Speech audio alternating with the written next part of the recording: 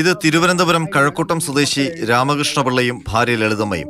രണ്ടുപേരും 80 പിന്നിട്ട് വാർദ്ധക്യത്തിന്റെ അവശതയിൽ. 3 മക്കളുണ്ടെങ്കിലും അവരാരും തിരിഞ്ഞു നോക്കാറില്ല. തീർത്തും അവശരായ ഇരുവർക്കും ഒടുവിൽ തുണയായത് നാട്ടുകാർ. രണ്ടുപേരും അവശതയിലെന്നറിഞ്ഞാണ് നാട്ടുകാരിൽ ചിലർ വീട്ടിലെത്തിയത്. കണ്ടത് കരളലിയിക്കുന്ന കാഴ്ച. ഒഴിഞ്ഞ കട്ടിലിൽ തളർന്നു കിടക്കുന്ന ലളിതമ്മ.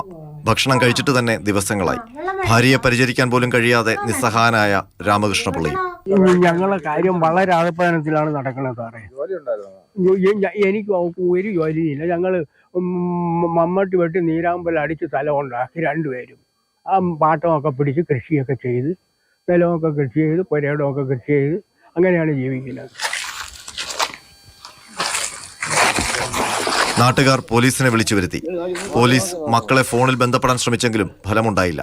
നാട്ടുകാർ ചേർന്ന് ലളിതമ്മയെ കുളിപ്പിച്ച ശേഷം ആംബുലൻസിൽ മെഡിക്കൽ കോളേജ് ആശുപത്രിയിലേക്ക് മാറ്റി.